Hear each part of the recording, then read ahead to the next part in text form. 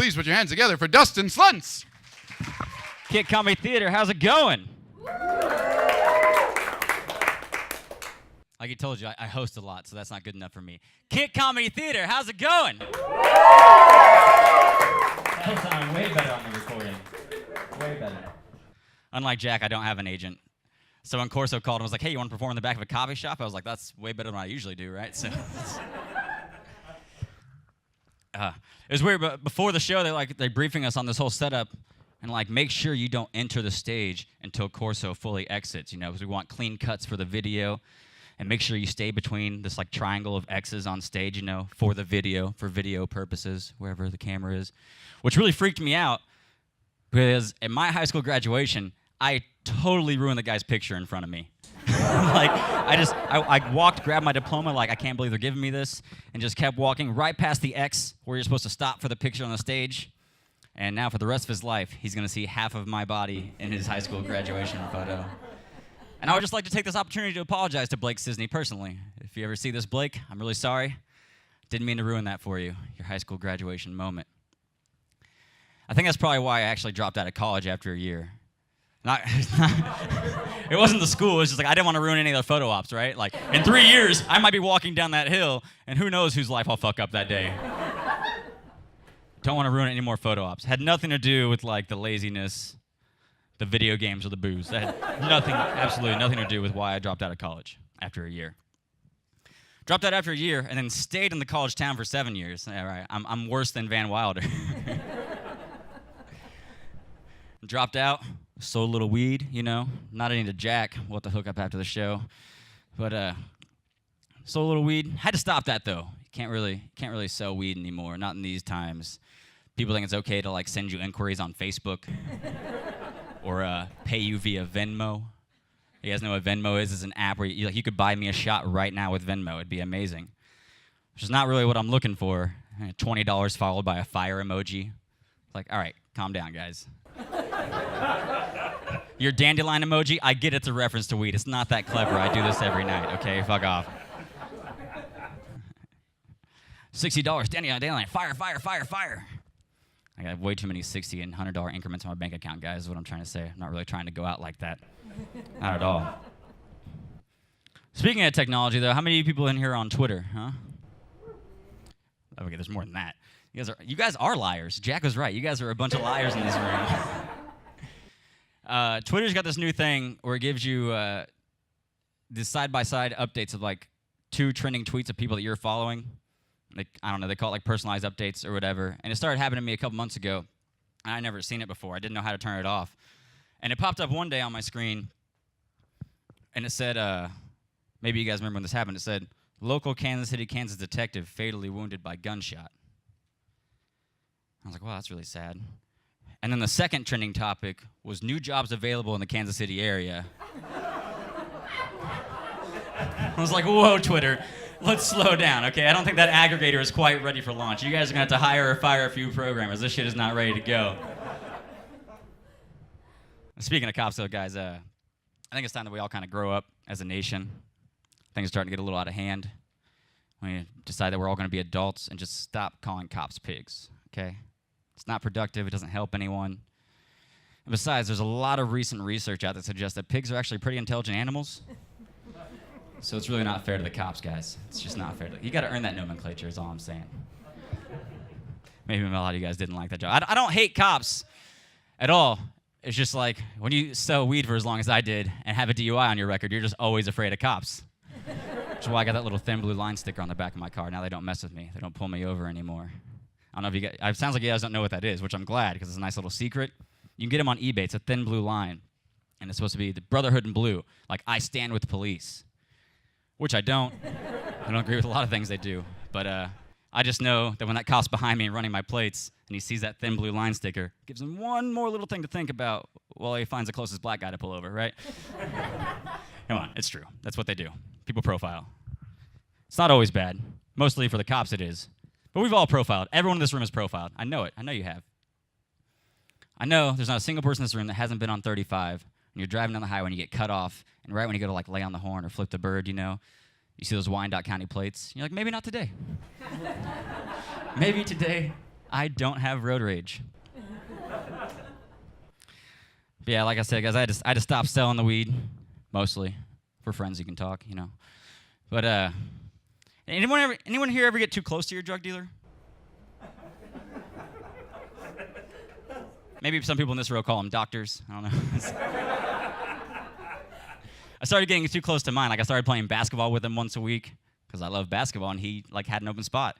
Then it got a little too real. Like one day he asked me out to lunch. I was like, that's not what this is, man. I just want the drugs and want to go home. But he knows me too well, and like we know a few of the same people, and he knows too much about my personal life, and he's been using it against me. Like the broker I show up, the more weed he tries to send me home with, right? Because he knows I got to pay him back. I'm not going anywhere else. He knows I'll find a few people to get rid of it too. And the worst part is now he has this dog, and it's his ex-girlfriend's dog, and he's trying to get rid of it. And he's trying to pawn it off on me because he knows my dog just dies, and he knows I'm in a vulnerable state, right? And so every time I go over there, he'd be like, hey, Farley, look, it's your new daddy. I was like, oh, you asshole. Why would you do that to me? And my dog's name was Harley. This dog's name is Farley, yeah. Thanks a lot, universe. Like, how am I supposed to resist that? It's a rough thing, losing your dog, man. It's tough. I'm sure a lot of people have experienced losing pets. It's weird how it like grabbles you. But it wasn't really like losing my dog that messed me up. It was everything that happened afterwards. See, my dog was 13 years old, so I was ready to accept it. I read somewhere to write down your dog's 3 favorite things to do. And the day he doesn't desire to do any of them anymore, it's time to let go. And I thought, that's beautiful. I'm going to live by that. I'm not going to be one of these rich assholes walking around with their half-blind, deaf, and dumb dogs with diapers on, okay? It's not about you. Get over yourselves. It's about quality of life. And every time I tell that joke, there's like a few people in the crowd looking down like, yep, my dog has definitely been alive for too long. It's all about me and the joy I get, not about the fact that he can't urinate properly, all right? Get over yourselves. That's what I'm trying to say. But yeah, so it wasn't really losing that messed me up. I took him to the vet because he wasn't doing very well. And the vet's a good friend of my stepmom. And she looked him over. She thought he either had liver failure or cancer. And blood work was going to be $350. Which to me as a broke-ass comic meant it was going to cost $350 to find out how much the next step costs. Because blood work doesn't fix anything. It just tells you what's wrong, right? I don't have that kind of money. So I decided to put him down. I did the responsible thing. I was complicit in my dog's murder. I'm saying, guys, just kill your dogs when it's time, okay? When it's time. I decided I was going to have him cremated. That's where things got a little rough. After I put him down, you know, I avoided the vet's calls for a few days. I didn't want to go pick up my dog's ashes. You know, I was in too rough of a state. I didn't want anyone to see me crying or anything. So finally one day I was like, all right, I'm going to go today. And I drive to the vet's after work, and I smoke so much weed on the way there, right? Like, not going to cry, not going to cry, not going to cry. And I get there, I walk into the lobby, and one of my stepmom's other friends is there. And I haven't seen her in like 8 years. She comes up and gives me a big hug. It's like, oh, hey, Dustin, how's it going? I'm like, oh, it's going good. It's going all right. We catch up for like a couple minutes, and then she goes, so what are you doing here? And at that exact moment, the receptionist walked out and handed me a box. And I said, picking up my dog. Well, I'm glad I've made this awkward. I'm going to leave now. So I drove home, decided I wasn't going to cry, right? Smoke so much weed on the way home. And I get home, I open the box. And I pull out the first thing, and what is it? It's my dog's urn. Beautiful white urn. It has ashes in there, but there's also a sticker on the urn. It says, cremated remains of Harley Slentz. Pet number 4874. I was like, I don't really care how many animals you burned before my dog. Like, that in no way helps my grieving process. That's what all the weed is for, okay? And it also has their name, address, and phone number. Basically, the top third of my dog's urn is a billboard for this company. I don't care that you guys have been open since 1979. It's not pertinent information in my grieving process. Dig a little deeper, what else? There's this pamphlet inside. It says 10 tips of coping with pet loss. I didn't ask for this. Paid $193 for ashes. That's all I wanted. I mean, the urn too. But that's all I wanted, right? Open it up. I'll read a few of the tips they had for me, guys. Tip number 1. Am I crazy to hurt so much? Not much of a tip. That's more of a question, guys. Not really helpful. Tip number 5. When's the right time to euthanize a pet? I don't know if you guys have been working with Twitter on your whole screening process, but my understanding, euthanization was complete upon delivery. And if it wasn't, I don't want to hear any details about that cremation, okay? Sounds pretty brutal. Number 9 on my other pets grieve. I don't have other pets. It's pretty presumptive of you, but if I did, I imagine after about 3 days of getting all the attention, they'd be like, screw Harley, this is awesome. Number 10, should I get a new pet right away? Oh, that's what this is all about. You guys are just trying to start the whole process over again. I get it. The sooner I go get a new pet, the sooner one of my pets dies, and the sooner you get to burn it. It's messed up. And I thought I made it through all without crying. There's one thing left in the box. What is it? It's a handwritten note from my vet. I start reading it, and it's beautiful. I make it through the whole note, but then I turn over to the back of the card, and there it is. From my dog's little paw print and die. That's when the tears came. I was like, you sweet, sweet, sweet bitch. Why? Why would you do this to me? It's weird how like a dog will mess you up more than a person sometimes. I get a lot of silence on that, but it's true. Everyone's just afraid to admit that your pet will mess you up than some people you're related to. It's just like, okay, my grandma died a year ago. I felt almost nothing. Silence again. I get it. Listen, this lady was not nice to me once until she got Alzheimer's. Then she was like the sweetest lady in the world, right? But one time, pre-Alzheimer's, she came up to me. She started rubbing my stomach, and she put her hand on my shoulder. She looked up, and she goes, you know, Dustin, you're getting fat. I was 12. Like, what the hell? And one time at a family Christmas, she purposely didn't sign a check that she gave to me. I didn't even notice. And then she's like, did you look at your check? When I was like giving her a hug, thank you. And I was like, yeah, what's up? I was like, oh, look, you forgot to sign it. No, before Alzheimer's, she didn't forget anything, guys. She goes, yeah, you didn't thank me for your birthday card this year. Which I did feel bad about. And would have felt worse about it. She wouldn't put me on blast in front of the whole family at this point, right? But I think I got the last laugh that night because I actually tore up that check. And in the family photo that evening, you see like what looks like snow is actually little paper mache pieces floating down behind her. I couldn't help but wonder if that's what drove her crazy. The fact that I never cashed that $25 check, right? Because you know how old people are. They gotta have their ledgers like perfect. I just imagine she's been like years going crazy. Like, where does this $25 go? Where does it go? I hope I didn't give my grandma Alzheimer's. But it's not just me. Like, everyone in the family feels this way. 6 siblings, they all spread out around the country because they couldn't stand this lady, right? And it was a really weird thing to like be meeting cousins at the funeral. Like, oh, I don't know you because she's a bitch. Okay, good.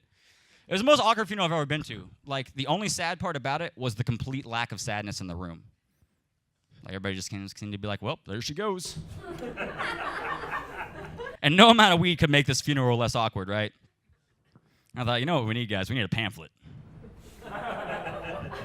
10 tips of coping with relative loss. Tip number 1, am I crazy to feel nothing at all? No, seems pretty par for the room so far. Tip number 5, when's the right time to euthanize your grandma? Whoa, guys. Okay, we didn't go that route. But if we did, I would have done it way sooner. Okay? Listen, Alzheimer's is a brutal disease, and all I'm saying is no one should have to live through that. What I'm saying, guys, is kill your dogs, kill your grandmas. When it's time. When it's time. Number 9, on my other relatives grieve. I'll skip that one. You guys already know how that one goes. Number 10, should I get a new grandma right away? Oh, you assholes! I know what this is all about. The sooner I go down to the nursing home and pick out a new grandma, the sooner one of my grandmas dies, and the sooner you get to burn her. You're walking up and you're trying to grieve, and you see that there it is. Here lie the remains of Peggy Slentz, pupil number 4874. Like, well, that was a weird coincidence, right? And you get a little closer to the casket, and you realize there's a little note hanging from it. And you see his handwritten words, and it's from the mortician. And he writes out like this beautiful note, like way better than she deserves, right? And you're like, well, whatever. And then you turn it over, and there it is. Grandma's little handprint and die. Like, what the fuck? This is such a fucked up funeral. I think it'd be funny to get some t-shirts made, though. You know, little handprint. Bye, Grandma. I mean, I don't think I could get her handprint anymore, but maybe like some frail old lady that needs a few bucks. You know, get her to put it on my t-shirt.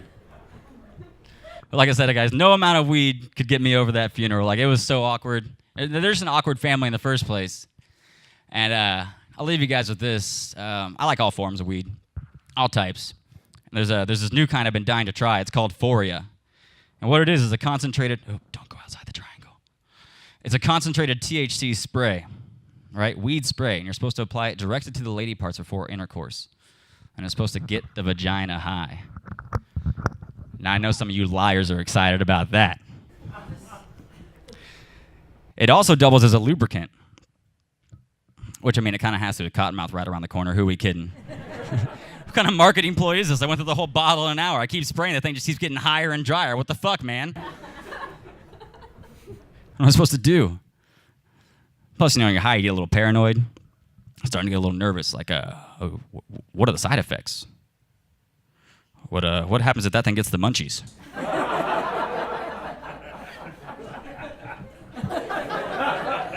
A high, dry, and hungry vagina, guys, that's not really how I'm trying to go out.